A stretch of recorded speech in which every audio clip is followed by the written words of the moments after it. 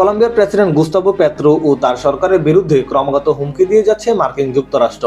এমন প্রেক্ষাপটে কড়া প্রতিক্রিয়া জানিয়েছেন কলম্বিয়ার এই রাষ্ট্রপ্রধান। সোমবার সামাজিক যোগাযোগ মাধ্যমে দেওয়া এক পোস্টে পেত্রো বলেন, প্রয়োজন হলে দেশের জন্য আবারও তিনি অস্ত্র হাতে নিতে প্রস্তুত। সাবেক বামপন্থী এই যোদ্ধা হুঁশিয়ারি দিয়ে বলেন, যুক্তরাষ্ট্র যেভাবে ভেনেজুয়েলায় সহিংস হস্তক্ষেপ করেছে, কলম্বিয়াতেও তেমন কিছু করার চেষ্টা করে তাহলে তার কঠিন জবাব দেওয়া হবে। পেত্রো লিখেন, আমি আর অস্ত্র ধরবো না, এই শপথ নিয়েছিলাম, কিন্তু মাতৃভূমির জন্য আবারও অস্ত্র ধরতে হতে পারে।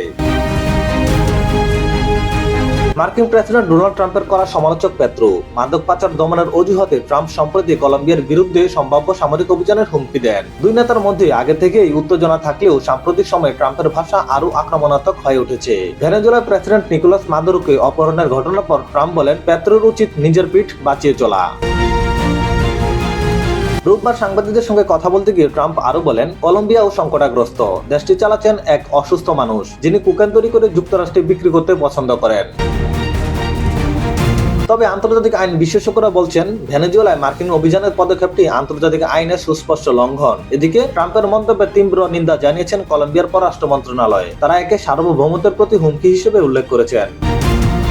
বিশেষজ্ঞদের মতে ভেনেজুয়েলার ঘটনার পর লাতিন আমেরিকায় যুক্তরাষ্ট্রের ভূমিকাকে ঘিরে আরো নতুন উদ্বেগ বাড়ছে, যার কেন্দ্র এখন কলম্বিয়া। হৃদয় সরকার, সবুজ বাংলা ডেস্ক, ঢাকা।